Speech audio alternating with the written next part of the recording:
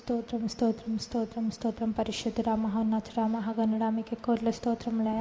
మరి ఈ టైంని ఈ ప్లేస్ని మాకు దయచేసిన దేవానికి స్తోత్రం లేసా. ఎందరికో లేని భాగ్యంని మాకు దయచేసిన దేవానికి స్తోత్రం లేసా. ఇంకెవరెవరైతే మన తండ్రి దేవ సర్వీస్కి రావాలని కోరుకొచ్చున్నారో వారందరిని ఒక్కసారి జ్ఞాపకం చేసుకుని వేసా. వారి మార్గాలను మీరే సరళం చేస్తున్నందుకే థ్యాంక్ యూ వేసా. మీ కృపని వారిపై కుమరిస్తున్నందుకే థ్యాంక్ యూ వేసా. ఎవరెవరైతే నా తండ్రి దేవ ఇక్కడికి వచ్చి వాక్యం విని బలపడాలని కోరుకుంటున్నారో వారిని మీరే బలపరచండి యేసయ్య. నలిగిన హృదయాలకి నేను సమీపంలో ఉన్నాను మీ వాక్యంలో సెలవిచ్చారు కనుక నా తండ్రి దేవ ఆ హృదయాలని మీరే కడుతున్నందుకే థ్యాంక్ యూ యేసయ్య. వారి బాధని మొత్తం మీరే తీసేస్తున్నందుకే థ్యాంక్ యూ యేసయ్య. మరి అదేవిధంగా నా తండ్రి దేవ ఇక్కడ అంకు చెప్పబోయే ప్రతి ఒక్క వాక్యం దేవ ఈ సర్వీస్ ఆది నుండి అంతం వరకు మీరే తోడే ఉండి మమ్మల్ని అందరినీ నడిపించి మా స్థుతులపైన మీరు కేవలం మీరు మాత్రమే ఆశీనులై ఉండండి. నా తండ్రి దేవ నజరేయుడైన యేసు అతి పరిశుద్ధ నామములో అడిగి ప్రార్థించి వేడుకొంచున్నాము తండ్రి, ఆమేన్. దీవారాత్రములు కంటి పాపవలే కాచి దీవారాత్రములు కంటి పాపవలే కాచి దయగల హస్తముతో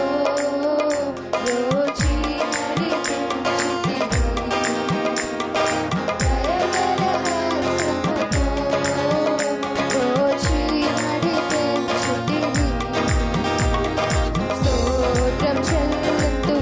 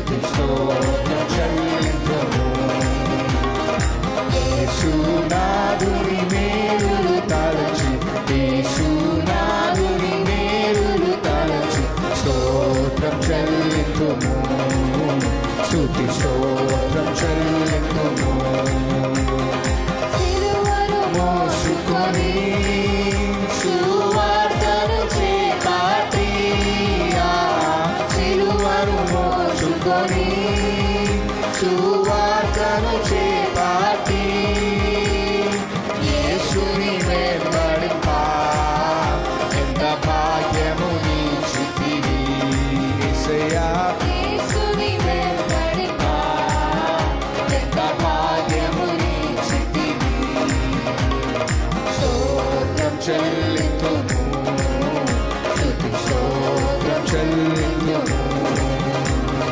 యేసునాథుని మేలులు తలచి, యేసునాథుని మేలులు తలచి స్తోత్రం చెల్లింతుము, స్తుతి స్తోత్రం చెల్లింతుము. పాడేదా హల్లెలూయా, మరణాతా హల్లెలూయా, పాడేదా హల్లెలూయా, మరణాతా హల్లెలూయా, సదా పాడేదా హల్లెలూయా, ప్రభు యేసుకి హల్లెలూయా, సదా పాడేదా హల్లెలూయా, ప్రభు యేసుకి హల్లెలూయా. స్తోత్రం చెల్లింతుము, స్తుతి స్తోత్రం చెల్లింతుము, స్తోత్రం చెల్లింతుము, స్తుతి స్తోత్రం చెల్లింతుము. యేసునాథుని మేలులు తలచి, యేసునాథుని మేలులు తలచి స్తోత్రం చెల్లింతుము, స్తుతి స్తోత్రం చెల్లింతుము.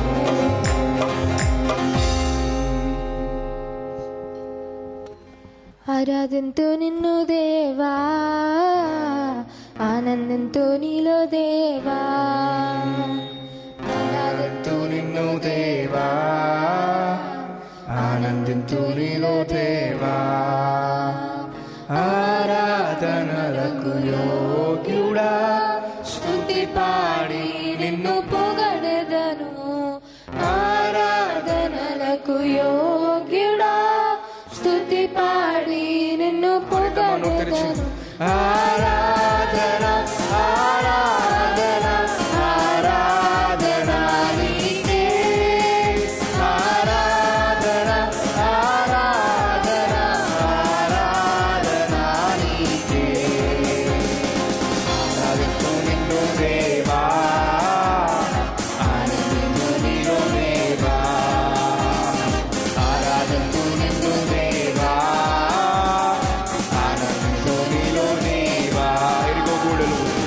ఎరికో గోడలు అంటూ వచ్చిన ఆరాధించి గంభీరముగా, ఎరికో గోడలు అంటూ వచ్చిన ఆరాధించి గంభీరముగా, కూలిపోయేను అడ్డు గోడలు, సాగిపోయి కనాను యాత్రలు, కూలిపోయేను అడ్డు గోడలు, సాగిపోయి కనాను. అర్థమను తెచ్చి ఆరాధన ఆరాధన ఆరాధన నీకే, ఆరాధన ఆరాధన ఆరాధన నీకే, ఆరాధన ఆరాధన ఆరాధన నీకే, ఆరాధన ఆరాధన ఆరాధన నీకే. పెంతుకొస్తు పండుగ దినములను ఆరాధించినందరూ ఐక్యతతో, పెంతుకొస్తు పండుగ దినములను ఆరాధించినందరూ ఐక్యతతో, కుమ్మరించెను అగ్నిజ్వాలలు, నింపబడెను ఆత్మబలముతో. కుమ్మరించెను అగ్నిజ్వాలలు, నింపబడెను ఆత్మబలముతో. ఆరాధన ఆరాధన ఆరాధన నీకే,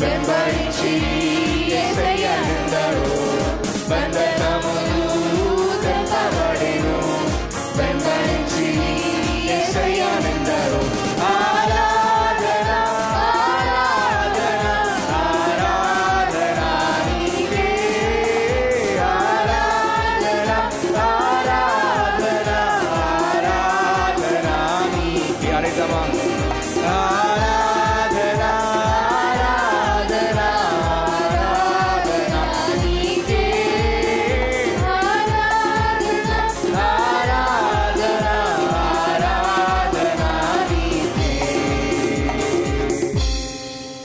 ప్రభువాత్మ నాలో పొర్లినప్పుడు దావీదు వలె నేను నాట్యమాడే ప్రభువాత్మ నాలో పొందినప్పుడు దావీదు వలె నేను నాట్యమాడేదన్ నాట్యమాడేదన్ నేను నాట్యమాడేదన్ నేను నాట్యమాడేదన్ నేను దావీదు వలె నేను నాట్యమాడేదన్ నాట్యమాడేదన్ నేను నాట్యమాడెదన్ నేను నాట్యమాడెదన్ నేను దావీదు వలె నేను నాట్యమాడేదన్ ప్రభువాత్మ నాలో నిండి పొందినప్పుడు దావీదు వలె నేను పాట పాడేదన్ ప్రభువాత్మ నాలో నిండి పొందినప్పుడు దావీదు వలె నేను పాట పాడేదన్ పాట పాడేదన్ నేను పాట పాడేదన్ నేను పాట పాడేదన్ నేను దావీదు వలె నేను పాట పాడేదన్ పాడేదన్ నేను పాట పాడేదన్ నేను పాట పాడేదన్ నేను దావీదు వలె నేను పాట పాడేదన్ ప్రభువాత్మ నాలో నిండి పొర్లినప్పుడు దావీదు వలె నేను స్తుతించెదను ప్రభువాత్మ నాలో నిండి పొర్లినప్పుడు దావీదు వలె నేను స్తుతించెదను స్తుతించెదను నేను అరిదమా స్తుతించెదను నేను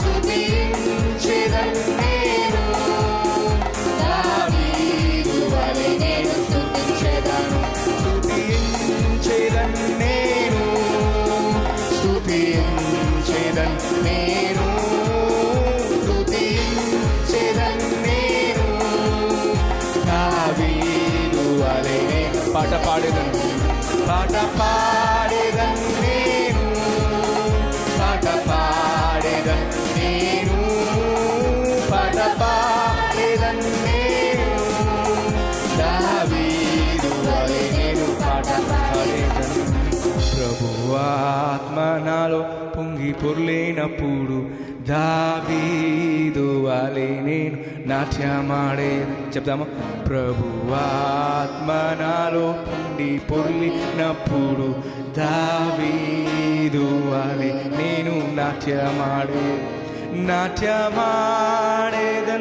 నేను నాట్యమాడేదన్ నేను నాట్యమాడేదన్ నేను దావీదు వలె నేను నాట్యమాడేదన్ ఓ అందరం అలాగే ఆడదామా దేవుణ్ణి సుందరుడా అతిశయుడా మహోన్నతుడా నా ప్రియుడా సుందరుడా అతిశయుడా మహోన్నతుడా నా ప్రియుడా 10,000లో నీవు అతి సుందరుడవు నా ప్రాణ ప్రియుడవు నీవే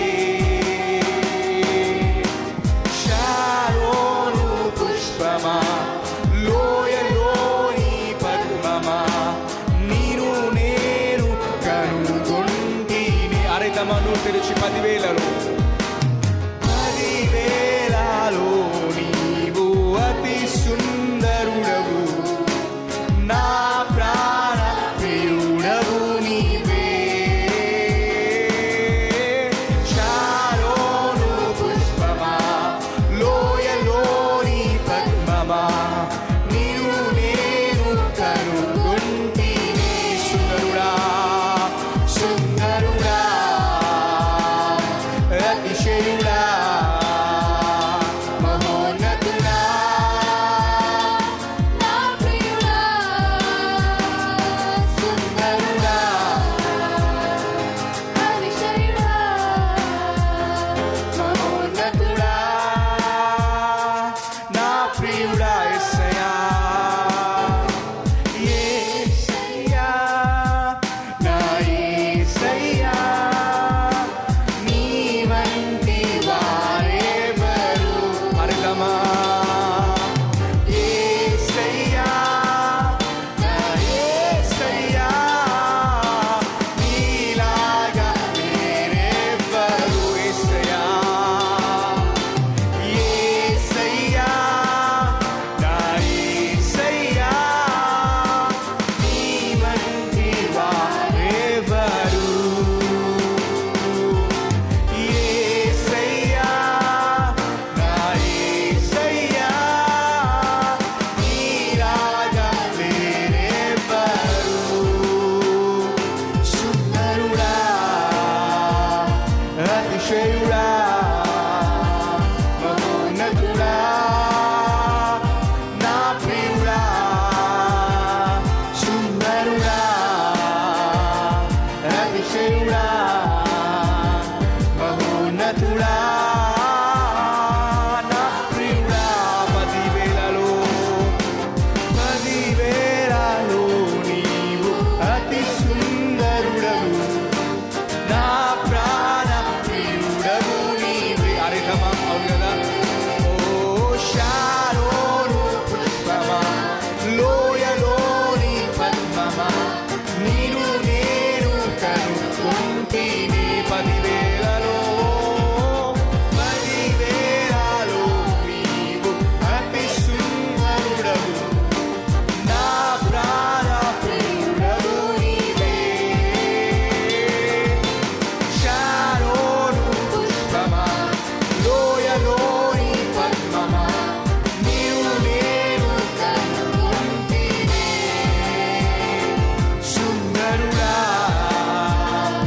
అతిశయుడా మహోన్నతుడా మహోన్నతుడా అర్థమా నోరు తెరచి నా ప్రియుడా ఓ సుందరుడా నీవే అతిశయుడా నీవే మహోన్నతుడా నా ప్రియుడా సుందరుడా సుందరుడా అతిశయుడా మహోన్నతుడా నా ప్రియుడా యేసయ్యా నా యేసయ్యా నీ వంటి వారెవరు యేసయ్యా నా యేసయ్యా నీలాగా లేరెవరు సుందరుడా అతిశయుడా అర్థమా మహోన్నతుడా నా ప్రియుడా నోరు తెరిచారా ఇద్దామా సుందరుడా అతిశయుడా అతిశయుడా మహోన్నతుడా మహోన్నతుడా నా ప్రియుడా పదివేలలో నీవు అతి సుందరుడవు నా ప్రాణ ప్రియుడవు నీవే శారోను పుష్పమా శారోను పుష్పమా లోయలోని పద్మమా నీను నేను కనుగొంటిని పదివేలలో నీవు అతి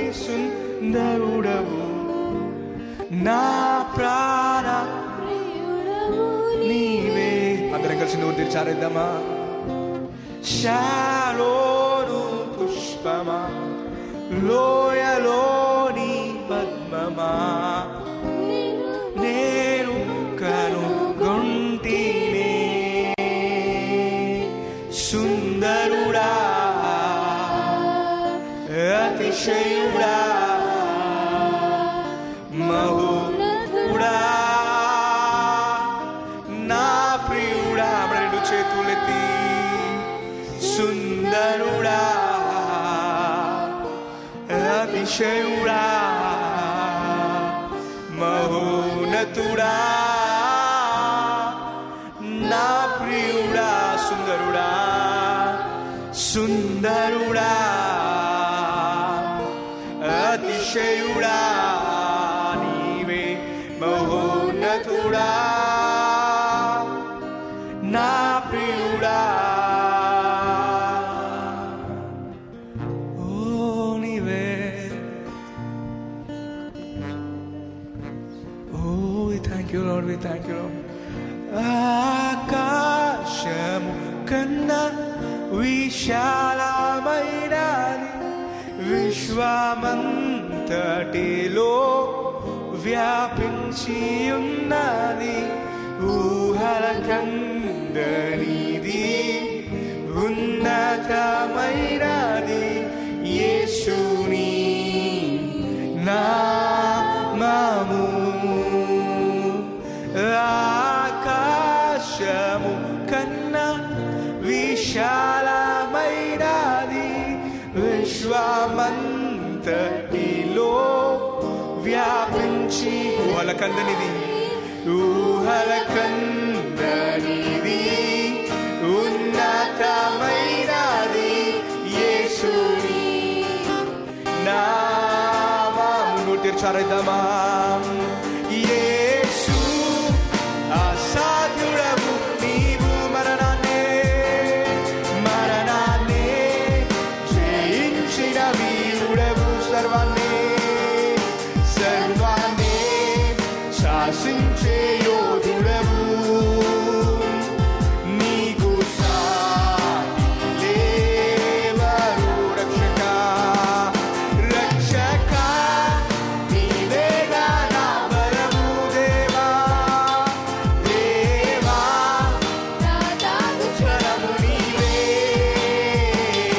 నీవే నిజమైన దేవుడవు.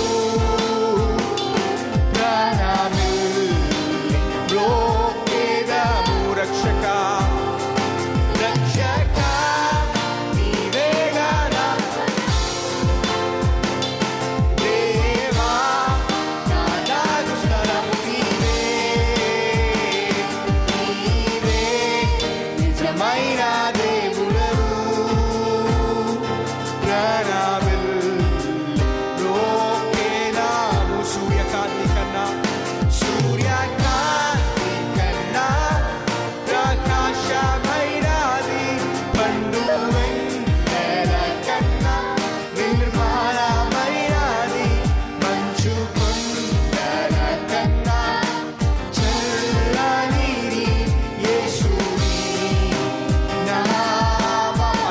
సూర్యకాంతి కన్నా, సూర్యకాంతి కన్నా ప్రకాశమైనది, పండు వెన్నెల కన్నా నిర్మలమైనది, మంచు కొండల కన్నా చల్లనిది యేసుని నామము. యేసు అసాధ్యుడవు, యేసు అసాధ్యుడవు నీవు, మరణాన్నే జయించిన వీరుడవు, సర్వాన్నే శాసించే యోధుడవు, నీకు సాటి లేరెవరు. రక్షక రక్షక నీవేగా నా బలము, దేవా నా దాగుస్థలము నీవే, నీవే. ఓ ప్రణామిల్లోకేనాము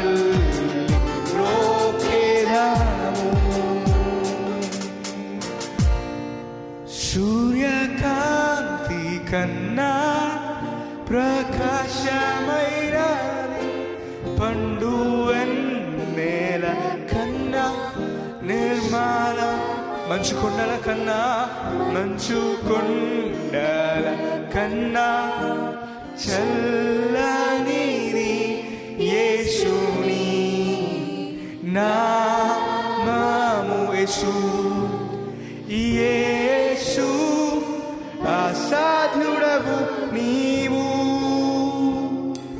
మరణాన్నే జయించిన వీరుడవు, సర్వాన్ని శాసించే యోధుడవు, నీకు సాటి దేవరు రక్షక రక్షక నీవేగా ఓ దేవా, నా దాగు స్థలము నీవే, నీవే నిజమైన దేవుడవు, ప్రాణమిల్లి బ్రోకేదము. ఒకసారి చెప్దామా నోరు తెరిచి? యేసు అసాధ్యుడవు నీవు, మరణాన్నే జయించిన వీరుడవు, సర్వాన్ని శాసించే యోధుడవు, నీకు సాటి దేవరు.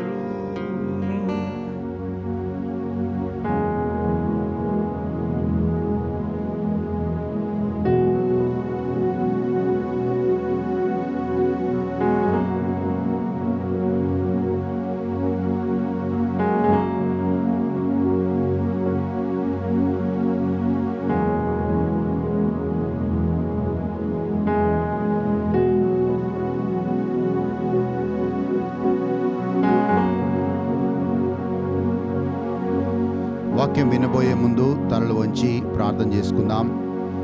మమ్మల్ని మిక్కిలిగా ప్రేమించు మా తండ్రి, ప్రభువా నీకు వందనాలు, నీకు స్తోత్రాలు నాయన.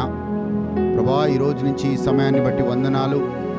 ప్రభువా ప్రకటన గ్రంథం గురించి మేమందరము ధ్యానిస్తూ ఉండగా, ప్రభువా ప్రత్యేకంగా సంఘాల గురించి ధ్యానిస్తుండగా నాయన, ప్రభువా దాంట్లో ఉన్న నిగూఢమైన ఆయా రహస్యాలను మాకు తెలియచేయమని కోరుతున్నాం.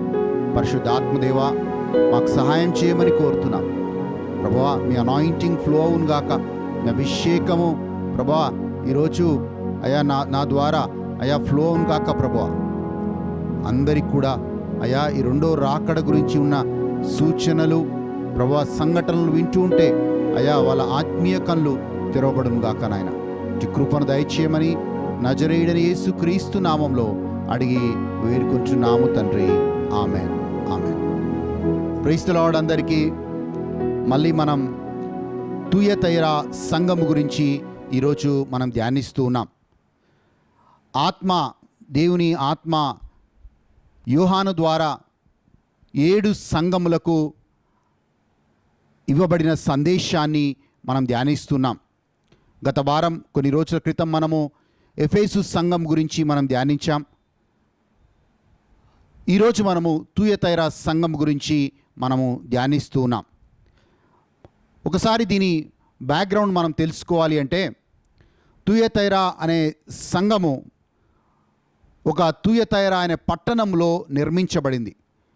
ఈ పట్టణంలో నిర్మించబడిన ఈ సంఘముతో దేవుడు మాట్లాడుతూ ఉన్నాడు.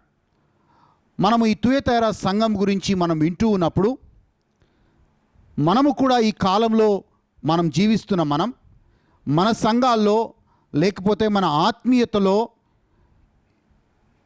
ఏదైనా పొరపాట్లు ఉన్నట్లయితే, ఏదైనా తేడాలు ఉన్నట్లయితే, ఎక్కడైనా మనం దేవుడికి వ్యతిరేకంగా వెళ్తున్నట్లయితే మనం సరిచేసుకోవడానికి ఒక చక్కని అవకాశంగా మనము తీసుకోవచ్చు. మంచిది, మనం వాక్యంలోకి వెళ్దాం. యోహాను తన దేవుని స్వరాన్ని విని ఈ యొక్క మాటల్ని రాస్తున్నాడు ఈ సంఘానికి. నేను చెప్పినట్లుగా తుయతైరా అనే పట్టణంలో ఈ యొక్క సంఘము నిర్మించబడింది. 7 సంఘాల్లో ఈ తుయతైరాలో నిర్మించబడిన ఈ సంఘము చాలా చిన్నది. అయినా కానీ చాలా పెద్ద సందేశాన్ని దేవుడు ఇస్తూ ఉన్నాడు. వేరే సంఘాలకు పోలిస్తే ఈ తుయతైర సంఘానికి పెద్ద సందేశాన్ని దేవుడు ఇస్తూ ఉన్నాడు. మొట్టమొదటిగా ఈ తుయతైర ఒక పట్టణానికి పౌలు ఆయన వెళ్ళడం జరిగింది. పౌలు వెళ్ళి సువార్తను బోధించాడు. సువార్తను బోధించినప్పుడు అనేక మంది రక్షణలోకి వచ్చినట్లుగా మనం అపోస్తుల కార్యాల్లో మనం చదువుకుంటున్నాం. ఒకసారి ఆ మాటను చదువుకుందామండి. అపోస్తుల కార్యాలు 16వ అధ్యాయం 14వ వచనంలో మొట్టమొదటిసారిగా పౌలు గారు ఆ యొక్క తుయతైర పట్టణంలోకి వెళ్ళి సువార్తని బోధించే విషయం అక్కడ చదువుతూ ఉన్నాం. ఒకసారి వాక్యాన్ని చదువుకుందాం. అప్పుడు లుదియా అను దైవభక్తి గల ఒక స్త్రీ వినుచుండెను. ఆమె ఊదారంగు పొడిని అమ్ము తుయతైర పట్టణస్థురాలు. ప్రభు ఆమె హృదయము తెరిచిన గనుక పౌలు చెప్పిన మాటల యందు లక్ష్యముంచెను. చాలమ్మా. సో లుదియా అనే ఒక స్త్రీ పౌలు వాక్యము బోధిస్తూ ఉండగా తన ఆత్మీయ కళ్ళు తెరవబడ్డాయి, తన హృదయము తెరవబడింది, దేవుని సువార్తని అంగీకరించింది. దాని తర్వాత మనం చూస్తున్నాం లుదియా గురించి అపోస్తుల కార్యాల్లో మనం చదివినట్లయితే ఆమె పౌలుకి అనేక సందర్భాల్లో సహకారిగా ఉండి పరిచర్యలో సహకరిస్తూ వచ్చింది. సో అలా మొట్టమొదటిసారిగా తుయతైరాలో సువార్త బోధించబడింది. మనము ముందుకెళ్ళినట్లయితే మన వాక్యంలోకి వెళ్దాం. తుయతైర సంఘానికి మొట్టమొదటిగా ఆత్మ చెబుతున్న మాట 18వ వచనాన్ని చదువుకుందాం. 18వ వచనాన్ని 2వ అధ్యాయం ప్రకటన గ్రంథం 2వ అధ్యాయం 18వ వచనాన్ని చదువుకుందామండి. తుయతైరలో ఉన్న సంఘపు దూతకు ఇలాగు వ్రాయము. అగ్నిజ్వాలల వంటి కనులను అపరంజిని పోలిన పాదములు గల దేవుని కుమారుడు చెప్పు సంగతులేమనగా. చూడండి, 2 మాటలు అక్కడ మనం చదువుతూ ఉన్నాం. అగ్ని జ్వాలల వంటి వాడు, అపరంజి యొక్క పాదములు గలవాడు అని 2 మాటలు మన ప్రభు అయిన యేసుక్రీస్తు గురించి రాయబడ్డాయి. చూడండి, అగ్ని జ్వాలల వంటి వాడు అంటే మనం దాన్ని ఎలా అర్థం చేసుకోవచ్చు అంటే దేవుని యొక్క కళ్ళు అగ్ని జ్వాలల వలె ఉన్నాయంట. అంటే అగ్ని జ్వాలల వలె ఉండే కళ్ళు దేవుడు ఇంకొక రకంగా ఏం చెప్తున్నా అంటే నేను అన్నీ చూస్తున్నాను, నేను అన్నీ గమనిస్తున్నాను, నాకు అన్నీ తెలుసు అనే విషయాన్ని మనకి బోధిస్తూ ఉన్నాడు. అగ్ని జ్వాలల వంటి కన్నులు గల యేసు ప్రభు. మనం చాలాసార్లు ఒక అపోహలో జీవిస్తుంటాం. మన జీవితం ఎవరికీ తెలీదు, మన జీవితం ఎవరు చూడట్లేదు, నా జీవితం బాగుంది అని చాలాసార్లు సమర్థించుకుంటూ కూడా జీవిస్తాం. కానీ అగ్ని జ్వాలల వంటి కన్నులు గల యేసయ్య నీ జీవితాన్ని, నా జీవితాన్ని క్షుణ్ణంగా చూస్తూ ఉన్నాడు, పరిశీలిస్తున్నాడు అన్న సంగతిని మనం ఈరోజు గ్రహించాలి. ఆ గమనించిన దేవుడు అపరంజి పాదములు గలవాడు అని చూస్తున్నాం. అపరంజి పాదములు గలవాడు అంటే అది తీర్పుకు గుర్తు. ఈ చూసే దేవుడు, మన జీవితాల్ని గమనించే దేవుడు మనల్ని ఒకానొక రోజు తీర్పు తీర్చబోతున్నాడు అని అర్థం. సో దేవుడు చూస్తున్నాడు, మనం చేసిన పనుల ప్రకారంగా, క్రియల ప్రకారంగా దేవుడు రేపు తీర్పు తీర్చబోతున్నాడని ఆ సంఘానికి పరిచయం చేసుకుంటున్నాడు. ఈరోజు మనకు కూడా అలాగే యేసు ప్రభు పరిచయం చేసుకుంటున్నాడు. ఓ విశ్వాసులారా, మీ జీవితము ఎవరు చూడట్లేదు అనుకుంటున్నారేమో. అగ్ని జ్వాలల వంటి కన్నులు గల యేసయ్య నేను గమనిస్తూ ఉన్నాడు. ఆ గమనించిన యేసయ్య ఈరోజు నీకు నాకు ఒక దినమున తీర్పు తీర్చబోతున్నాడు అనే హెచ్చరికని మనకు చెప్తూ ఉన్నాడు. మంచి పనులు చేస్తే మలాకి గ్రంథంలో రాయబడినట్లుగా మనకి మన యొక్క పేర్లు ఆ యొక్క జ్ఞాపకార్థ పుస్తకంలో రాయబడతాయి. కానీ ఒకవేళ మనం దేవుడికి విరుద్ధంగా జీవించినట్లయితే మనము శిక్షించబడతామనే మాటని, మనము తీర్పు తీర్చబడతాం, శిక్షించబడతాం అన్న మాటని మీకు చెప్తూ ఉన్నాను. ముందుకెళ్దాం, మంచిది, మనం ముందుకు వెళ్దాం. దాని తర్వాత వచనం చదువుకుందాం. ఎస్, నీ క్రియలను, నీ ప్రేమను, నీ విశ్వాసమును, నీ పరిచర్యను, నీ సహనమును నేను ఎరుగుదును. చూడండి, 4 విషయాలు మంచి విషయాలు తుయతైర సంఘంలో ఉన్నాయి. తుయతైర సంఘము మంచిగా దాంట్లో ఆమె విశ్వాసంలో, ప్రేమలో, సహనములో, అలాగే పరిచర్యలో 4 విషయాల్లో చాలా మంచిగా ఉన్నావని దేవుడు మెచ్చుకుంటూ ఉన్నాడు. సో తుయతైర సంఘంలో చాలా మంచి విషయాలు, 4 మంచి విషయాలు మనం చూస్తూ ఉన్నాం. ఈరోజు నీ జీవితంలో, నా జీవితంలో కూడా విశ్వాసంలో మనం మంచిగా ఉండొచ్చు, దేవుని ప్రేమించటంలో మంచిగా ఉండొచ్చు.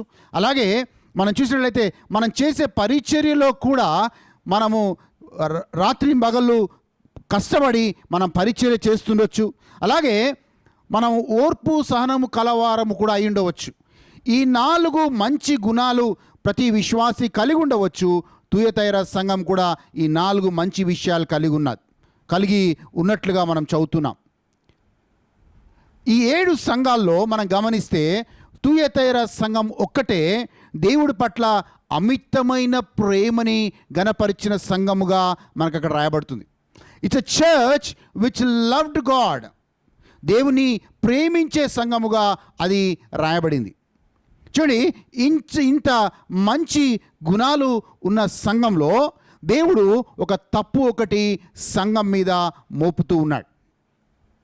మనం అనుకుంటాము ఎవరం కూడా 100% పర్ఫెక్ట్ కాదండి. ఎవరం కూడా మనము 100% మనలో కొన్ని మంచి గుణాలు ఉంటాయి, కొన్ని చెడు గుణాలు ఉంటాయి. మంచి గుణాలను బట్టి అతిశయపడకుండా మన చెడు గుణాల నుంచి బయటికి రావాలి. అందుకే దేవుడు ఈరోజు ఈ మంచి గుణాలు కలిగిన తుయతైర సంఘానికి హెచ్చరిక చేస్తూ నీ మీద తప్పు ఒకటి మోపుతున్నాను అని దేవుడు చెప్తూ ఉన్నాడు. అంటే కొన్నిసార్లు ఏమంటామంటే sometimes hour strength becomes hour weakness. మన బలము కొన్నిసార్లు బలహీనతగా మారిపోతుంది. ఎందుకు బలహీనతగా మారిపోతుంది అంటే, నేను బాగానే ఉన్నాను కదా, నేను విశ్వాసంలో మంచిగా ఉన్నాను, నేను ప్రార్థనలో మంచిగా ఉన్నాను, పరిచర్యలో మంచిగా ఉన్నాను, దేవుని ప్రేమించట్లో మంచిగా ఉన్నాను, సహనంలో మంచిగా ఉన్నాను కదా, నాలో ఏ తప్పు లేదు అనకుండా స్వనీతితో జీవించే వారిని చూస్తాం. కానీ దేవుడు ప్రతి ఒక్కటి గమనిస్తాడు అన్న విషయాన్ని ఈరోజు మీకు చెప్తున్నాను. సామెతలు 15:3లో దేవుడు కళ్ళు ప్రతి మంచిని ప్రతి చెడుని గమనించే వాటిగా ఉంటాయని మనం చదువుకుంటున్నాం. The eyes of the God will watch every good thing and bad thing. ప్రతి మంచిని చెడుని గమనించే దేవుడు మన దేవుడు. మంచిదండి, మనము ముందుకు వెళ్దాం. దాని తర్వాత దేవుడు అంటున్న మాట, నీ మీద తప్పు ఒకటి నేను మోపుతున్నాను అంటున్నాడు. ఆ తప్పుని మనం ఒక్కసారి చూద్దాం. అయినను నీ మీద తప్పు ఒకటి నేను మోపవలసి ఉన్నది. ఏమనగా, తాను ప్రవక్తనని చెప్పుకొనుచున్న యెజబెలను స్త్రీని నీవు ఉండనిచ్చుచున్నావు. జారత్వము చేయుటకును విగ్రహములకు బలి ఇచ్చిన వాటిని తినుటకును అది నా దాసులకు బోధించుచు వారిని మోసపరచుచున్నది. చాలా చూడండి, ఇక్కడ మనము ఒక తప్పు ఒకటి తుయతైర సంఘంలో దేవుడు మోపుతూ ఉన్నాడు. ఆ తప్పు ఏంటి అంటే, యెజబెలు అనే ఒక స్త్రీ తాను ప్రవక్తని అని చెప్పుకొని ఆమె అనేకులని జారత్వం వైపు, విగ్రహారాధన వైపు, ఆమె తప్పుడు బోధల వల్ల జారత్వం వైపు, విగ్రహారాధన వైపు నడిపిస్తూ ఉంది. మీరు కూడా అలాగే వెళ్తూ ఉన్నారు, ఈ తప్పు మీ మీద మోపుతున్నాను అని దేవుడు తుయతైర సంఘం చెప్తున్నాడు. చూడండి, ఇంచి మంచి గుణాలు ఉన్న మనం, తుయతైరలో 4 మంచి గుణాలున్న తుయతైర సంఘము ఈరోజు చిన్నగా విగ్రహారాధన వైపు వెళ్తూ ఉంది, జారత్వం వైపు వెళ్తూ ఉంది. ఎందుకు జారత్వం వైపు వెళ్తూ ఉంది, ఎందుకు విగ్రహారాధన వైపు వెళ్తూ ఉంది అంటే, మనం గమనించినట్టయితే యెజబెలు యొక్క బోధల వల్ల. మనము యెజబెలు గురించి మనము మాట్లాడే ముందు, పాత నిబంధనలో మనకి స్త్రీలు చాలామంది ప్రవక్తనీలుగా ఉండేవాళ్ళు. దెబోరా ఉండేది. అలాగే చాలామంది స్త్రీలు, మన ఫిలిప్ గారి యొక్క 4 కుమార్తెలు ప్రవచించారు. కానీ ప్రవచనం చెప్పేవారందరూ ప్రవక్తనీలు కాదండి. మనం ఎప్పుడు కూడా తప్పు అర్థం చేసుకుంటాం. ప్రవచనం చెప్పే వాళ్ళందరినీ కూడా ప్రవక్తలుగా మనం చూస్తాం. కానీ నూతన నిబంధనలో, పాత నిబంధనలో కొంతమంది ప్రవక్తనీయులు ఉన్నారు, కానీ నూతన నిబంధనలో ప్రవక్తనీయులని మనము చూడము. అలాగే ప్రవచనము చేసేవారందరూ ప్రవక్తనీయులు కారు. ఎందుకు అంటే మనము ప్రార్థనలో కూర్చున్నప్పుడు దేవుడు నీతో నాతో మాట్లాడతాడు, ఆత్మదేవుడు నీతో నాతో మాట్లాడతాడు. మనం ప్రవచించవచ్చు. పాత నిబంధనలో సౌలు కూడా ప్రవచించాడు, దేవుని ఆత్మ ఆయన మీదకి వచ్చినప్పుడు. ఇక్కడ చాలామంది స్త్రీలకి ఎందుకు ప్రవక్తనీయులుగా ఉండడానికి నూతన నిబంధనలో దేవుడు అవకాశం ఇవ్వలేదంటే 2 కారణాల వల్ల అని చెప్పొచ్చు. ఈ 2 కారణాలు ఏంటి అంటే, ఒకటి, ఆమె స్త్రీ అయి ఉండి పురుషుడి మీద అధికారము కలిగి ఉండకూడదు అని. ప్రవక్త అంటే ఏంటి అంటే దేవుడికి ప్రజలకి మధ్యలో ఉండి దేవుని సందేశాన్ని ప్రజలకి వినిపింపచేసేవాడు. ఆ సందేశము హెచ్చరిక కావచ్చు, ఆ సందేశము ఇతరులని ప్రోత్సహించడం కావచ్చు, ఆ సందేశము ఇతరులని విరిగి నలిగిపోయిన వాళ్ళని బలపరచడం కావచ్చు. ఆ యొక్క ప్రవచనము అంటే ప్రవక్త అలాంటి సందేశాన్ని తీసుకొని వస్తాడు అనే మాటను చెప్తున్నాను. ఇక్కడ యెజబెలు ప్రవక్తని అని చెప్పుకొని ప్రజలని విగ్రహారాధన వైపు నడిపిస్తుంది, ప్రజలని జారత్వం వైపు నడిపిస్తుంది. అయితే దేవుడు మనం గమనించినట్లయితే ఈ సంఘాలకి దేవుడు లేఖ రాసినప్పుడు పాత నిబంధనలో జరిగిన సంఘటనలని దేవుడు జ్ఞాపకం పెట్టుకొని దేవుడు ఆ సంఘటనలు తీసుకొచ్చి మనకి అర్థం చేసుకోవడానికి వీలుగా దేవుడు ఆ పాత నిబంధనలో జరిగిన సంఘటనలు మనకు జ్ఞాపకం చేస్తున్నాడు. ఉదాహరణకి మనం పెర్గాము సంఘంలో చూసినట్లుగా, పెర్గాము సంఘంలో మనము బిలాము బోధల వైపు వెళ్ళకండి, నికోలాయితు బోధల వైపు వెళ్ళకండి అని అక్కడ హెచ్చరించాడు. ఇక్కడ యెజబెలు బోధల గురించి గమనిస్తున్నాడు. మరి యెజబెలు ఎలాంటి స్త్రీ అంటే ఒకసారి మనం యెజబెలు గురించి మనం చూసినట్లయితే, యెజబెలు ఒక యూదురాలు కాదు, ఆమె సిదోము రాజు యొక్క కుమార్తెగా మనం యెజబెలుని చూస్తాం. అయితే యెజబెలు ఇజ్రాయెల్కి ఒక శాపముగా మారింది. ఎందుకంటే యెజబెలు అహాబు అనే రాజుని పెళ్లి చేసుకున్నప్పుడు ఆమెతో పాటు ఈ బయలుదేవతల యొక్క ఆరాధనని, ఆ పద్ధతులని ఇజ్రాయెల్లోకి తీసుకొని వచ్చింది. She introduced Baalism in the country of Israel. చూడండి, ఒక వ్యక్తిని మనం పాత నిబంధనలు చూస్తే బిలాము అనే ప్రవక్త ఇజ్రాయెల్ ప్రజల్ని శపించలేదు, కానీ ఆ ఇజ్రాయెల్ ప్రజల్ని వాళ్ళని దేవుడి నుంచి దూరం చేసి అపవిత్రతలో నడిపించటానికి ఎంతగానో ఆయన ప్రయత్నం చేశాడు. ఎలా చేశాడు అంటే ఇజ్రాయెల్ ప్రజల్లోకి మోయాబు స్త్రీలను పంపించి ఆ మోయాబు స్త్రీల ద్వారా సంతానము ఒకటి వచ్చి వాళ్ళందరూ కూడా మళ్ళీ విగ్రహారాధన వైపు, జారత్వం వైపు వెళ్ళడానికి బిలాము ప్రవక్త ఎంతగానో సహకరించాడు. ఈరోజు యెజబెలు స్త్రీ కూడా నిజమైన దేవుణ్ణి ఆరాధిస్తున్న ఇజ్రాయెల్ దేశంలో, నిజమైన దేవుణ్ణి ఆరాధిస్తున్న యూదుల మధ్యలో ఈ బిలాము యొక్క దేవతలని, వాని బోధలని తీసుకొని వచ్చింది. ఈ బోధలని చేయడానికి ఆమె సుమారు 800 మంది ప్రవక్తలని తయారు చేసింది. ఈ 800 మంది ప్రవక్తలకు కావలసిన ఖర్చులు కావచ్చు, అవన్నీ కూడా ఆమె భరిస్తూ ఆ బాలిజంని, బయలుదేవతల యొక్క ఆరాధనని, బయలుదేవతల యొక్క బోధలని ఆ యొక్క ఇజ్రాయెల్ దేశంలోనికి తీసుకొని వచ్చింది. ఈరోజు మనము కూడా నిండైన విశ్వాసంలో ఉండొచ్చు, దేవుడి పట్ల ప్రేమ కలిగి ఉండొచ్చు, పరిచర్య చాలా మంచిగా చేస్తుండొచ్చు, అలాగే మనము సహనంతో ఓర్పు కూడా కలిగి ఉండవచ్చు. కానీ మనం ఎక్కడైనా కానీ ఈ తప్పుడు బోధని విని మనము కూడా దేవుడి నుంచి దూరం అయిపోయే ఆస్కారం చాలా ఉంది.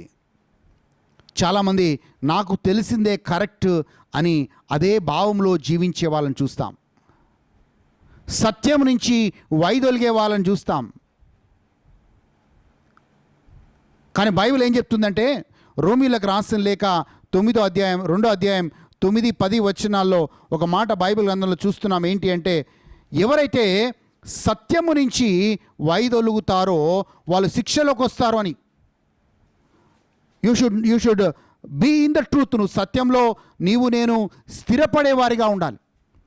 కానీ సత్యం నుంచి వైదొలిగితే మనం దేవుడు తీర్పులోకి వస్తామని అక్కడ రాయబడింది. ఒకసారి ఆ మాట చదువుకుందాం. రోమీలకు రాసిన లేఖ 2వ అధ్యాయం 9వ వచనం చదువుకుందామండి. దుర్నీతికి లోబడు వారి మీదికి దేవుని ఉగ్రతయు రౌద్రమును వచ్చును. దుష్కార్యము చేయు ప్రతి మనుషుని ఆత్మకు మొదట యూదునికిని గ్రీసు దేశస్థునికి కూడా శ్రమయు వేదనయు కలుగును. చాలా దానికంటే కొంచెం ముందు చదవమా. 8వ వచనం చదవండి. రోమీలకు రాసిన లేఖ 2వ అధ్యాయం 8వ వచనం చూద్దాం. అయితే భేదములు పుట్టించి సత్యమునకు లోబడక, చాలా జాగ్రత్తగా వినండి, భేదములు పుట్టించి సత్యమునకు లోబడక, దుర్నీతికి లోబడు దుర్నీతికి అంటే తప్పుడు బోధలకి లోబడు వారిని దేవుడు తీర్పులోకి తీసుకొస్తాడు అనే మాట అక్కడ మనం చదువుతున్నాం. సో మనము విశ్వాసిగా మన ప్రయాస, మన ప్రయత్నము ఏమై ఉండాలంటే, మనం ఇంకా ఇంకా సత్యంలో స్థిరపడుతూ రావాలి. ఆ సత్యమే యేసుప్రభు ఏమనంటే, ఆ సత్యమే మిమ్మల్ని స్వతంత్రులుగా చేస్తుంది అన్నాడు. కానీ ప్రజలు సత్యము నుంచి వైదొలిగి సత్యమునకు చెవినివ్వక దుర్నీతికి వాళ్ళు లోనైపోతారు. ఇక్కడ ఇజ్రాయెల్ ప్రజల్లో తుయతైరా సంఘంలో దేవుడు హెచ్చరిక చేసేది ఇదే. మీలో అన్నీ బాగున్నాయి, కానీ మీరు యెజబెల్ యొక్క బోధల వైపు వెళ్తూ ఉన్నారు, విగ్రహారాధన వైపు వెళ్తూ ఉన్నారు, జారత్వం వైపు వెళ్తున్నారు, జాగ్రత్త అని వాళ్ళు హెచ్చరిస్తూ ఉన్నారు. ఈరోజు మనము కూడా ఒకసారి ఆత్మ పరిశీలన చేసుకొని మనం జీవించే వారిగా మనం ఉండాలి అండి. ఇదే యెజబెలుని మనం చూసినట్లయితే, యెజబెల్ యొక్క జీవితాన్ని మనం చూసినట్లయితే, ఎవరికి భయపడుతుంది యెజబెలు? మరి ఎవరు యెజబెలు బోధలని నిరాకరించగలుగుతారంటే, యెజబెలు భయపడింది ఒకే ఒక ప్రవక్తకి, ఆయనే ఏలియా. కార్మెలు కొండ దగ్గరికి ఒకానొక రోజు ఈ బయలు ప్రవక్తలందరినీ కూడా ఏలియా పిలుస్తూ ఉన్నాడు. పిలిచి వాళ్ళకి సవాలు విసురుతూ ఉన్నాడు. ఏమనంటే, ఈరోజు మనము 2 ఉద్దేశాలతో ఉండకూడదు. We should not live in 2 opinions. మీ దేవుడు నిజమైన దేవుడో, మా దేవుడు నిజమైన దేవుడో ఈరోజు తేలాలి అని చెప్పి ఒక బలిపీఠాన్ని ఏర్పాటు చేస్తూ ఉన్నాడు. ఆ బలిపీఠం మీద ఒక క్రొవ్విన ఒక ఎద్దుని బలి ఇచ్చి ఆ బలిపీఠం మీద ఉంచుతూ ఉన్నాడు. ఆ బయలు ప్రవక్తలకు చెప్పాడు, మీరు మీ దేవుళ్ళకు మొరపెట్టండి, పరలోకం నుంచి అగ్ని పంపించి ఈ యొక్క బలిపీఠము, ఈ యొక్క ఆల్టర్ మీదికి అగ్ని రావాలి, అగ్ని వచ్చి ఈ యొక్క బలిపీఠము దహించి వేసే విధంగా ఆ యొక్క అగ్ని రావాలి అని వాళ్ళ మీద సవాలు విసురుతూ ఉన్నాడు. బయలు ప్రవక్తలు చాలా ప్రార్థనలు చేశారు, వాళ్ళ శరీరాలను కోసుకున్నారు, అనేక గంటలు ప్రార్థన చేశారు, ఏమీ జరగలేదు. కానీ దేవుడికి స్తోత్రం, ఏలియా ప్రవక్త ఒక చిన్న ప్రార్థన చేస్తూ ఉన్నాడు. దేవుడు పరలోకం నుంచి అగ్ని పంపించి ఆ యొక్క బలిపీఠాన్ని దహించి వేస్తుంది. ఎప్పుడైతే అది జరుగుతుందో ఆ రోజు 450 మంది బయలు ప్రవక్తలు హతము చేయబడ్డారు. ఇది తెలుసుకున్న యెజబెలు ఏలియా మీద కోపముతో, ఒకవైపు భయం, ఎందుకంటే ఆయన మీద ఉన్న అభిషేకం అంటే భయం, ఆయన మీద దేవుని శక్తి అంటే భయం ఆమెకి. 2 450 మంది ప్రవక్తలని హతము చేశాడని కోపం. ప్రియమైన సహోదరులారా, ఈ వాక్యం ఇచ్చిన మనం చివరి దినాల్లో యెజబెల్ యొక్క బోధల వైపు వెళ్ళకూడదు అంటే, యెజబెల్ వైపు బోధనలు విని జారత్వానికి విగ్రహారాధనకి వెళ్ళకూడదు అంటే ఏలియా లాగా నీవు నేను అభిషేకం కలిగి ఉండాలి. ఆ అభిషేకం కలిగి ఉన్నప్పుడు 1 యోహాను 2:27 చెప్తుంది, నీ మీదున్న అభిషేకం నీకన్నీ నేర్పిస్తుంది, నీకన్నీ బోధిస్తుంది అనే మాటని మనం వింటాం. The anointing that rest upon you, the anointing that is within you will teach you everything that you have to do. ఈరోజు ఈ చివరి దినాల్లో ఉన్నాం, అంత్య దినాల్లో ఉన్నాం. మనము అభిషేకాన్ని కలిగి ఉందాం, దేవుని ఆత్మ శక్తిని కలిగి ఉందాం. ఆ ఆత్మశక్తిని కలిగి ఉన్నప్పుడు ఆ దేవుని ఆత్మ, దేవుని శక్తి నిన్ను నన్ను సత్యంలో స్థిరపడే విధంగా చేస్తుంది. దుర్నీతి వైపు, తప్పుడు బోధల వైపు వెళ్లకుండా నీ మీద అభిషేకం నిన్ను కాపాడుతుంది. ఈరోజు ఆత్మలో చల్లారబడిపోయావేమో, ఆత్మలో బలహీన పడిపోయావేమో, నీ దృష్టి అభిషేకం మీద లేదేమో. కానీ ఈరోజు నీ దృష్టి అభిషేకం మీదికి మారునుగాక. ముందుకెళ్దామండి. దాని తర్వాత మనం చూసినట్లయితే ఇక్కడ ఇంకొక యెజబెలు బోధ అంటే ఏంటి? యెజబెలు బోధ అంటే ఏంటి అంటే, ఈరోజు అమెరికా కావచ్చు, పాశ్చాత్య దేశాలు కావచ్చు, వాళ్ళందరూ కూడా నామమాత్రపు క్రైస్తవులుగా సంఘాల్లో ఉంటూ ఉన్నారు. ఎందుకు వాళ్ళు నామమాత్రపు క్రైస్తవులుగా వాళ్ళు మారిపోయారు అంటే దానికి కారణం యెజబెలు బోధ. యెజబెలు బోధ ఇంకొక మాట ఏం చెప్తుంది అంటే, నీ క్రియలు వేరు, నీ విశ్వాసం వేరు అని చెప్తుంది. అంటే నీ యొక్క శరీర సుఖాలని నువ్వు పొందుకోవడానికి,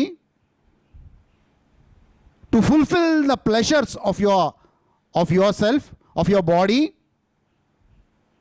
నువ్వు ఏదైనా చేసుకోవచ్చు, నువ్వు ఏదైనా చేయొచ్చు. ఎందుకంటే అది నీ శరీరానికి సంబంధించింది, నీ ఆత్మకు సంబంధం లేదు. నువ్వేమైనా చేయొచ్చు, ఏ పాపమైనా చేయొచ్చు. కానీ మళ్ళీ ఇవన్నీ చేస్తూ నువ్వు ప్రభు అయిన క్రీస్తునందు నువ్వు విశ్వాసిగా కూడా ఉండవచ్చు. సో వాళ్ళు ఎప్పుడైతే కెనడా దేశంలో, అమెరికా దేశంలో ఈ బోధను వినుకుంటూ వచ్చారో వాళ్ళ జీవిత విధానము వేరు. అంటే ఒకరు, ఇద్దరు, ముగ్గురిని పెళ్లి చేసుకుంటారు, జారత్వంలో జీవిస్తారు. కానీ మళ్ళీ ఆదివారం వచ్చేసరికి మళ్ళీ క్రైస్తవులుగా సంఘానికి వస్తారు. వాళ్ళు చేయకూడని, బైబిల్లో వాళ్ళు చేయకూడని పనులని, లోకంలో ఉన్న పాపంలన్నీ ఎంజాయ్మెంట్ రూపంలో అన్నీ చేస్తారు. కానీ ఆదివారం మాత్రం మెడలో క్రాస్ వేసుకొని మళ్ళీ సంఘానికి క్రైస్తవులుగా వస్తారు. సో యెజబెలు బోధ ఇంకొక రకంగా ఏం చెప్తుంది అంటే, నీ క్రియలు వేరు, నీ విశ్వాసం వేరు. నీ క్రియలను దేవుడు చూడ్డు, నీ విశ్వాసాన్ని చూస్తాడు. నువ్వు ప్రభు అయిన క్రీస్తునందు విశ్వాసం కలిగి ఉంటే నువ్వు పరలోక రాజ్యానికి వెళ్తావు. దేవుడికి నీ క్రియలతో సంబంధం లేదు అని ఒక బోధ మన సంఘాల్లోకి వచ్చింది. ఆ సంఘాల్లోకి వచ్చింది కాబట్టే ఈరోజు క్రైస్తవులను చూసి ఎవరు క్రైస్తవత్వంలోకి రావట్లేదు. Because they see our deeds and they don't want to follow Jesus. మన క్రియల్ని వాళ్ళు చూస్తున్నారు. ఆ చూసి వాళ్ళెవరు కూడా యేసు ప్రభుని వెంబడించాలని వాళ్ళకి ఆశ కలగట్లేదు. ఈరోజు వాక్యం ఏం చెప్తుందో విందామండి. 2 కొరింథీయులు రాసిన లేఖలో ఈ మాట రాయబడింది. మన క్రియల చొప్పునే మనందరము కూడా తీర్పు తీర్చబడతాం అనే మాట మనకి అక్కడ చూస్తూ ఉన్నాం. 2 కొరింథీయులు రాసిన లేఖ 5వ అధ్యాయం 10వ వచనం చూద్దామండి. 2 కొరింథీయులు రాసిన లేఖ 5వ అధ్యాయం 10వ వచనం చూద్దాం దయచేసి. ఎందుకనగా తాను జరిగించిన క్రియల చొప్పున, ఎందుకనగా తాను, జాగ్రత్తగా మీ బైబిల్ అండర్లైన్ చేసుకోండి, తాను జరిగించిన క్రియల చొప్పున అవి మంచివైనను సరే, అవి మంచివైనను సరే, చెడ్డవైనను సరే, అవి చెడ్డవైనను సరే, దేహంతో జరిగించిన వాటి ఫలము, దేహముతో జరిగించిన వాటి ఫలము ప్రకారముగా ప్రతివాడు పొందునట్లు. జాగ్రత్తగా వినండి. దేహములో జరిగించిన వాటి ఫలము ప్రకారముగా, ఆ క్రియల ప్రకారముగా రేపు మనము తీర్పు తీర్చబడబోతున్నాం. సో క్రియలు, విశ్వాసము రెండు కూడా ఒకే సమతులంలో వెళ్తాయి. Deeds and faith will go hand in hand. అది మనము గమనించుకోవాలి. అది తుయతైరా సంఘానికి దేవుడు హెచ్చరిస్తున్నాడు. ఈరోజు నీకు నాకు కూడా హెచ్చరిస్తున్నాడు. ఇంకొకటిగా మనం చూసినట్లయితే యెజబెలు ఇంకొక విషయాన్ని, ఇంకొక బోధన తీసుకొని వచ్చిందండి. అది మనం చదువుకుందాం. దాని తర్వాత వచ్చిన చదువుదాం దయచేసి. మనము తుయతైరా ప్రకటన గ్రంథం 2వ అధ్యాయానికి వెళ్దాం. మనము ఎక్కడైతే ఆపామో అక్కడి నుంచి చూడి, మారు మనసు పొందుటకు దానికి సమయం ఇచ్చి తిని గాని అది తన జారత్వమును విడిచిపెట్టి మారు మనసు పొందనొల్లదు. యెజబెలు ఇంకొక సమస్య ఏంటి తెలుసా? యెజబెలు దగ్గరికి వచ్చినప్పుడు ఇంకొక సమస్య ఏంటంటే, ఈరోజు దేవుడు ఒక క్రమాన్ని పెట్టాడు. సంఘంలో కావచ్చు, కుటుంబంలో కావచ్చు. యెజబెలు ఆత్మ ఎక్కడైతే ఉంటుందో అక్కడ సంఘం నాయకత్వంలో తేడాలు వస్తాయి. యెజబెలు ఆత్మ ఎక్కడైతే పనిచేస్తుందో అక్కడ కుటుంబాల్లో తేడాలు వస్తాయి. ఎందుకంటే ఆ రోజు అహాబు ఆ ఇజ్రాయెల్ దేశానికి రాజు. కానీ అహాబు ఒక రాజుగా, ఒక డమ్మీ రాజుగానే ఉండేవాడు. మిగతా మొత్తం పరిపాలన కావచ్చు అన్నీ యెజబెలే చేసేది. It was a dominating spirit. ఉదాహరణకి నేను ఒక ఆర్టికల్లో చదువుతూ వచ్చాను. ఒక సంఘంలో సంఘ పెద్దలు అందరూ కలిసి ప్రార్థన చేసి ఒక నిర్ణయం తీసుకుంటారంట. నిర్ణయం తీసుకొని వాళ్ళు ఆ వారం ఇంటికి వెళ్ళిపోతారు. వచ్చే వారం మళ్ళీ సంఘానికి వస్తారు. సంఘానికి వచ్చి లేదు గత వారం చేసిన నిర్ణయాల్లో మార్పు జరగాలి అని ఆ నిర్ణయాల్లో మార్పు కోసం మళ్ళీ మీటింగ్ పెట్టుకొని మళ్ళీ గొడవ పెట్టుకుంటారంట. ఎందుకు అంటే ఈ వారంలో ఏం జరిగిందంటే వాళ్ళ ఇండ్లకి వెళ్ళారు, వాళ్ళ భార్యలు వాళ్ళని ఇన్ఫ్లుయెన్స్ చేశారు, వాళ్ళ భార్యలు వాళ్ళ కొత్త సలహాలు సూచనలు ఇచ్చారు. ఆ సలహాలు సూచనల వల్ల వీళ్ళ నిర్ణయం మారిపోయింది. ప్రియమైన దేవుని సంగమా, ప్రియమైన దేవుని ప్రజలారా, మనం అర్థం చేసుకోవాల్సింది ఏంటి అంటే, భర్త కుటుంబంలో సహకారిగా ఉంటాడు. కాపరి సంఘాన్ని నడిపించే నాయకుడుగా ఉంటాడు. కానీ వాళ్ళ నిర్ణయాలు మారుతూ వచ్చాయి. ఉదాహరణకు మనం చూసినట్లయితే వాక్యంలో ఒకసారి చూద్దామండి. మొదటి రాజుల గ్రంథానికి వెళ్దాం. మొదటి రాజుల గ్రంథం 21వ అధ్యాయానికి వెళ్దాం. అండ్ 13వ వచనం నుంచి 19వ వచనం వరకు అక్కడ యెజబెలు ఏం చేస్తుందో అక్కడ మనం చూస్తూ ఉన్నాం. ఒకసారి చదువుదాం దయచేసి. అప్పుడు పనికిమాలిన ఇద్దరి మనుషులు సమాజంలో ప్రవేశించి అతని ఎదుట కూర్చుండి, నాబోతు దేవునిని రాజును దూషించినని జనుల సమక్షంన నాబోతు మీద సాక్ష్యము పలకగా. చూడండి, నాబోతు ఎవరు అంటే ఒక చిన్న ద్రాక్ష తోట కలవాడు. ఈ ద్రాక్ష తోట అహాబుకు నచ్చింది. ఎలాగైనా ఆ ద్రాక్ష తోటను తీసుకోవాలని ప్రయత్నం చేశాడు. నాబోతు కబురు పెట్టాడు, కానీ నాబోతు నేను ఇవ్వను అన్నాడు. ఇక రాజు నిరాశతో ఉన్నది గమనించిన యెజబెలు, మనం అలాగే కిందికి వచనాల్లో చదివితే యెజబెలు ఏం చేస్తుందంటే ఆ నాబోతుని రాళ్లతో కొట్టి చంపిస్తుంది. తప్పుడు సాక్ష్యాలు నాబోతుకి వ్యతిరేకంగా సృష్టిస్తూ ఉంది. ఆయన చనిపోయిన తర్వాత ఆ ద్రాక్ష తోటను తీసుకొచ్చి అహాబుకి అప్పచెప్తుంది. మనం చూసినట్లయితే ప్రియమైన సహోదరులారా, అక్కడ నాబోతు ఒక అన్యాయంగా నాబోతు చంపబడ్డాడు. ఈ యెజుబేలు ఆత్మ ఎలాంటిది అంటే, ఒకవైపు భర్తని డామినేట్ చేసేది, ఒకవైపు ఆ భర్తని డామినేట్ చేయడమే కాకుండా భర్త మీద ఆధిపత్యం చెలాయించడమే కాకుండా ఆ ఇజ్రాయేలు రాజ్యం మీద కూడా ఆమె ఆధిపత్యాన్ని చెలాయించేది. అందుకే బైబిల్ గ్రంథంలో పాత నిబంధనలో మనకు కనపడుతుంది, Ahab was a wicked king among all the kings of Israel. పరమ దుర్మార్గుడైన రాజు ఎవరైనా ఉన్నారు ఇజ్రాయెల్ని పరిపాలించడంలో అంటే దాంట్లో అహాబు ఒకడు. ఎందుకు అంటే ఆయన కంటే ఎక్కువ దుర్మార్గం, ఆమె కంటే ఎక్కువ భయంకరమైన క్రియలు యెజుబేలే మొత్తము కూడా అహాబుని ఇటు రాజ్యాన్ని నాశనం చేసింది. ఎప్పుడైతే యెజుబేలు పని చేస్తుందో దేవుని తీర్పు, ఏలియా వచ్చి దేవుని తీర్పుని ప్రకటిస్తూ ఉన్నాడు. ఒకసారి చదువుకుందాం. మొదటి రాజుల గ్రంథం 21వ అధ్యాయం 19వ వచనం నుంచి 22 వచనాల వైపు చూద్దామండి. నీవు అతన్ని చూచి ఇలాగు ప్రకటింపుము, యెహోవా సెలవిచ్చినదేమనగా, దీన్ని స్వాధీనం చేసుకొనవలనని నీవు నాబోతును చంపించితివి గదా. యెహోవా సెలవిచ్చినదేమనగా, ఏ స్థలమందు కుక్కలు నాబోతు రక్తము నాకెనో, ఏ స్థలమందు కుక్కలు నాబోతు రక్తమును నాకెనో, ఆ స్థలమందే కుక్కలు నీ రక్తము నిజముగా నాకునని అని అతనితో చెప్పెను. చూడండి, తప్పు చేసింది యెజుబేలు. చాలా జాగ్రత్తగా గమనించాలి. తప్పు చేసింది యెజుబేలు, కానీ దేవుడు లెక్క ఎవరిని అడుగుతున్నాడు, దేవుడు తీర్పు ఎవరి మీద తీసుకొస్తున్నాడు అంటే, ఎవరికైతే దేవుడు అధికారం ఇస్తాడో వాళ్ళ మీదకే దేవుడు తీర్పును తీసుకొని వస్తాడు. ఆ ఇజ్రాయెల్కి రాజుగా కానీ ఆ కుటుంబ యజమానిగా కానీ అహాబుని దేవుడు నియమించాడు.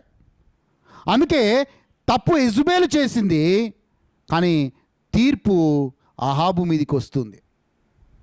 ఆ రోజు మనం చూసినట్లయితే ఆదాము అవ్వ జీవితంలో కూడా అదే జరిగింది. మొదట అవ్వ శోధించబడింది, తినొద్దన్న పండు అవ్వ తిని అది ఆదాముకి ఇచ్చింది. కానీ ఎదోము తోటలోకి యెహోవా దేవుడు వచ్చినప్పుడు, ఆదాము నువ్వెక్కడా, నేను తినొద్దన్న పండును తిన్నావా అని అడుగుతున్నాడు. ఎవరికైతే దేవుడు అధికారం ఇస్తాడో, ఎవరికైతే దేవుడు బాధ్యతనిస్తాడో వాళ్ళని ఖచ్చితంగా లెక్క అడుగుతాడు అనే మాటని చెప్తూ ఉన్నా. మనం ఆ రోజు ప్రభువా నాకు తెలీదు, వాళ్ళు చేశారు, వీళ్ళు చేశారు, నా పక్క వాళ్ళు చేశారు, నా భార్య చేసింది అని మనము దేవుడి దగ్గర సంజాయి చెప్పుకోవడానికి ఆస్కారము ఉండదు అని చెప్తున్నాను. యెజుబేలు ఆత్మ ఈజ్ ఎ డామినేటింగ్ స్పిరిట్. ఈరోజు చాలా కుటుంబాల్లో ఎందుకు విడాకులు జరుగుతున్నాయంటే యెజుబేలు ఆత్మ కుటుంబాల్లో పనిచేస్తూ ఉంది. It's a dominating spirit.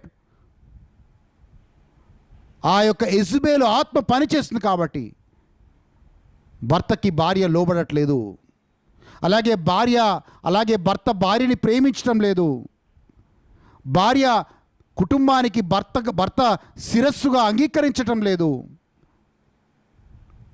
అందుకే పెళ్ళైన కొన్ని దినాలకే ఈ యెజుబేలు ఆత్మ వల్ల అనేక కుటుంబాలు విడాకులు తీసుకోవడం మనం చూస్తూ ఉన్నాం. ఎప్పుడైతే ఈ తీర్పు ఆ యొక్క యెజుబేలు ఆ యొక్క అహాబు రాజు మీద వచ్చిందో, అహాబు రాజు చాలా దేవుడి సన్నిధిలోకి వెళ్ళి మారు మనసు పొందుతున్నాడు. వాక్యాన్ని చూద్దాం 26 నుంచి 29 వచనాలు చూద్దాం. మొదటి రాజుల గ్రంథం 21వ అధ్యాయం 26 నుంచి 29 వచనాలు చూద్దాం. ఇజ్రాయేల్ ఎదుట నిలువకుండా యెహోవా వెళ్ళగొట్టిన అమోరీల ఆచారము రీతిగా విగ్రహములను పెట్టుకొని అతడు బహు హేయముగా ప్రవర్తించెను. అహాబు ఈ మాటలు విని తన వస్త్రములు చింపుకొని, అహాబు చూడండి, ఎప్పుడైతే దేవుని తీర్పు ప్రకటించబడుతుందో ఆహాబు మారు మనసు పొందుతున్నాడు, బట్టలు చింపుకుంటున్నాడు, గోనెపట్ట కట్టుకొని ఉపవాసముండి గోనెపట్ట మీద పరుండి వ్యాకుల పడుచుండగా యెహోవా వాక్కు. చూడండి, మన దేవుడు ఎంత కనికరము గలవాడో, దేవుడు ఎంత గొప్పవాడో. అంత తప్పు జరిగినా ఎప్పుడైతే ఆహాబు మారు మనసు పొందుతున్నాడో, క్షమాపణ అడుగుతున్నాడో, దేవుడు వెంటనే కనికరపడి ఆహాబుని క్షమిస్తూ ఉన్నాడు. చదుదామా, కిందకి చదుదాం. యెహోవా వాక్కు తిష్బీడైన ఏలియాకు ప్రత్యక్షమై ఇలాగు సెలవిచ్చెను, అహాబు నాకు భయపడి వినయముగా ప్రవర్తించుట చూచితివా? నాకు భయపడి అతడు మరీ వినయముగా ప్రవర్తించుట చేత అపాయము అతని కాలమందు సంభవింపకుండా, అపాయము ఆయన కాలమందు సమీపించకుండా ఆపి అతని కుమారుని కాలమందు అతని కుటుంబీకుల మీదికి నేను దానిని రప్పించేదను. చూడండి, కానీ ఆహాబునైతే దేవుడు క్షమిస్తూ ఉన్నాడు. ఈరోజు మనము కూడా విగ్రహారాధన వైపు వెళ్ళినట్లయితే, జారత్వం వైపు వెళ్ళినట్లయితే, యెజబెల్ యొక్క బోధల్లో మనము కూడా ఉన్నట్లయితే, ఈరోజు ఆహాబులాగా మనం కూడా క్షమాపణ అడుగుదాం, దేవుడి దగ్గర పశ్చాత్తాపడదాం. ప్రభువా, నాలో కొన్ని మంచి గుణాలు ఉన్నాయి, కానీ ఇవి చెడు గుణాలు కూడా ఉన్నాయి. ఈ చెడు గుణాల వల్ల నేను నీకు దూరం అయిపోయాను ప్రభువా, నన్ను క్షమించు అని అడుగుదాం. ఎప్పుడైతే మనం దేవుడి దగ్గర క్షమాపణ అడుగుతామో, అప్పుడు పూర్తిగా దేవుడు నన్ను క్షమిస్తాడు. మళ్ళీ ఒక కొత్త జీవితాన్ని, నూతన అభిషేకాన్ని దేవుడు నీకు నాకు ఇస్తాడనే మాటని చెప్తున్నాను. కానీ యెజబెల్, ఆహాబు మారు మనసు పొందాడు, కానీ యెజబెల్ మారు మనసు పొందలేదు. యెజబెల్ ఆత్మ ఎంత డేంజరస్ ఆత్మ అంటే, యెజబెల్ ఆత్మ ఎంత భయంకరమైన ఆత్మ అంటే, ఎన్ని తప్పులు చేసినా నేను తప్పు చేశానని ఒప్పుకోదు. చాలామందిలో ఆ భావం కనపడుతుంది.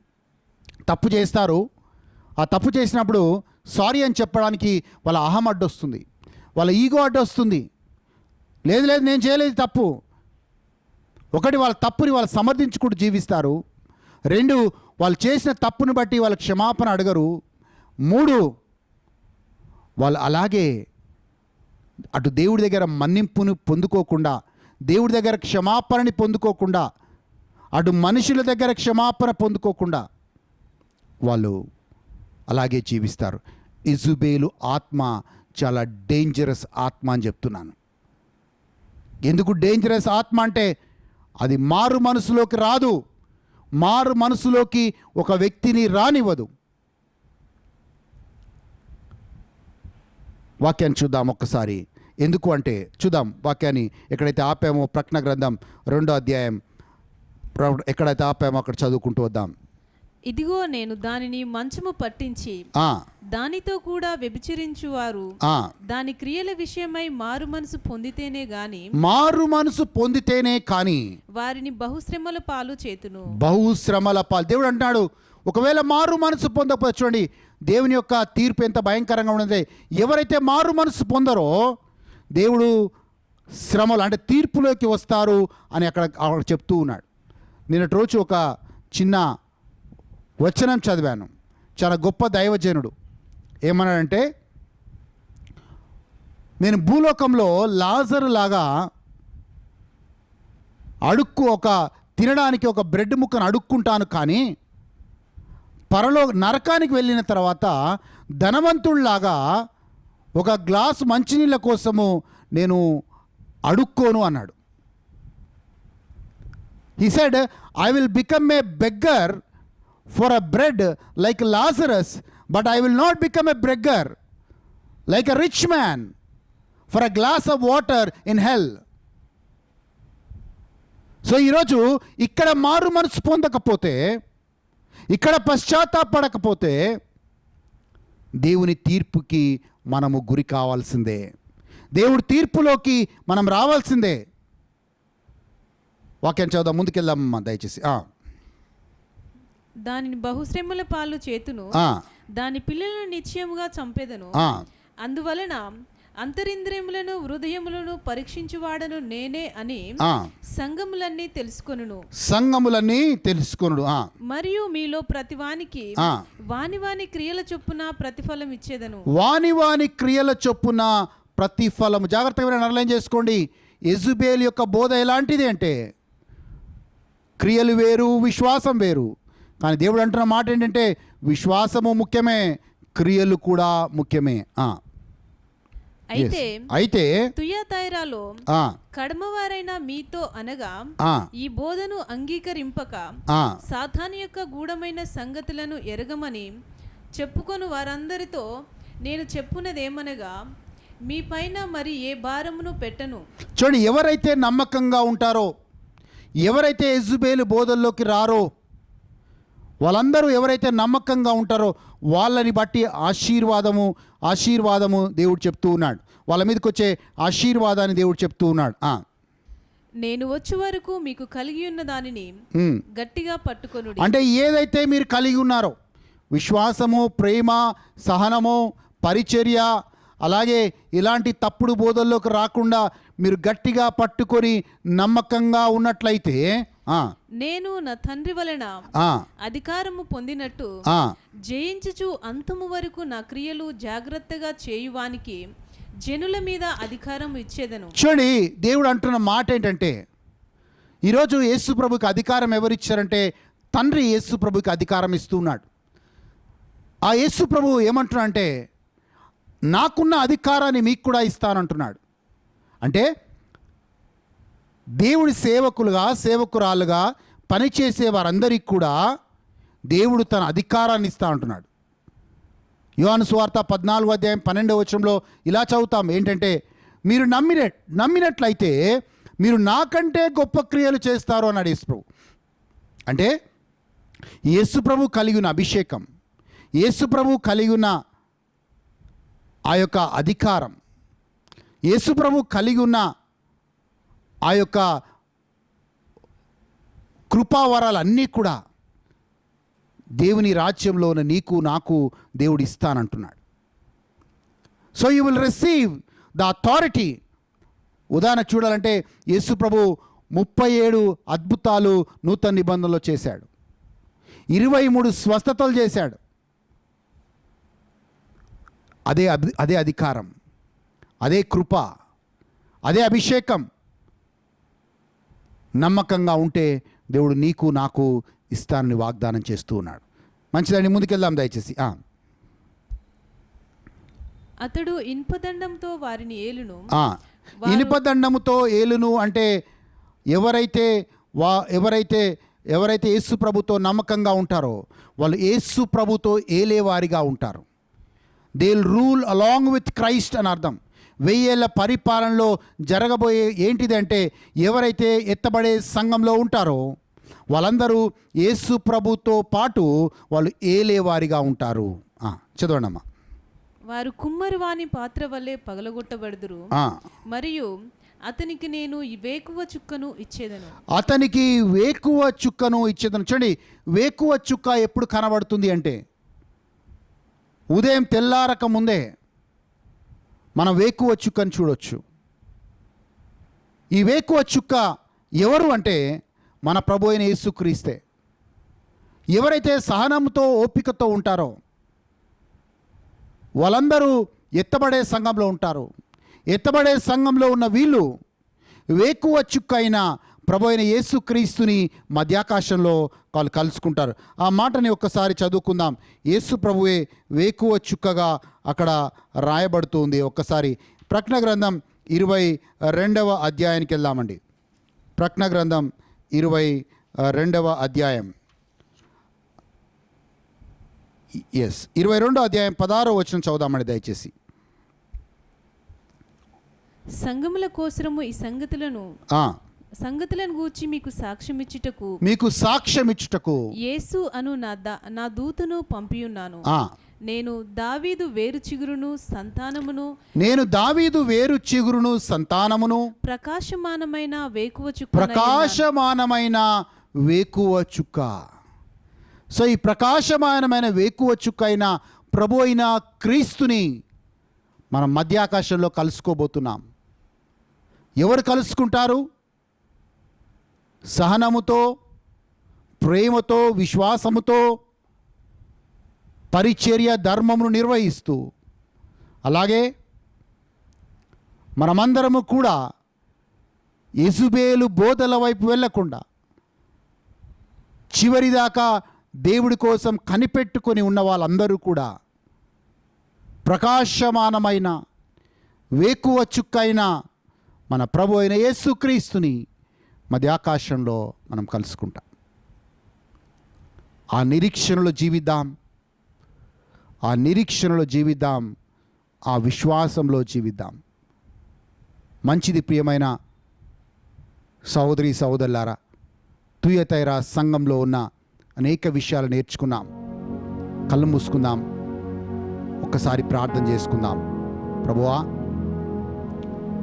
నేను ఎక్కడైనా విగ్రహారాధనలో, జారత్వంలో, యెజబెలు బోధల వైపు నేను వెళ్ళినట్లయితే నన్ను క్షమించు ప్రభువా అని ప్రార్థన చేసుకుందాం. తళ్ళు వంచి ప్రార్థన చేసుకుందాం.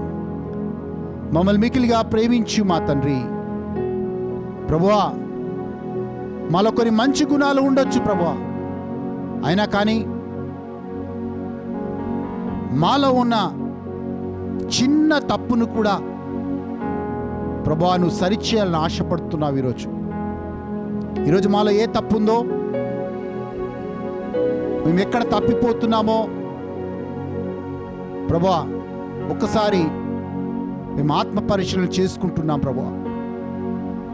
యెజబెలు లాగా మారు మనసులోకి రాకుండా ప్రభువా, అహాబులాగా ప్రభువా ఈరోజు మారు మనసులోకి వస్తూ ఉన్నాం. మమ్మల్ని క్షమించమని అడుగుతున్నాం ప్రభువా. సత్యంలో స్థిరపడక, సత్యంలో కొనసాగక, దుర్నీతిలో కొనసాగుతున్న సందర్భాలు ఉన్నాయి ప్రభువా, మమ్మల్ని క్షమించమని అడుగుతున్నాం. ఈరోజు నాయన ఈ పరిశుద్ధ రక్తంలో మమ్మల్ని కడగండి. మరొక్కసారి నీ రాకడ పర్యంతం ప్రభువా ప్రకాశమానమైన వేకువ చుక్కైన మిమ్మల్ని మధ్యాకాశంలో కలుసుకోవడానికి ప్రభువా మమ్మల్ని సంఘముగా సిద్ధపరచండి. మా మీద మీ కృప, మీ కనికరము ఎల్లప్పుడూ నిలిచి ఉండునుగాక. యేసు నామంలో అడుగుచున్నాము మా పరలోకపు తండ్రి. ఆమేన్, ఆమేన్. God bless you. దేవుడు మిమ్మల్ని మీ కుటుంబాలను దీవించునుగాక. మళ్ళీ ఇంకొక సంఘం గురించి మళ్ళీ ఒక బోధ ద్వారా మళ్ళీ కలుద్దాం.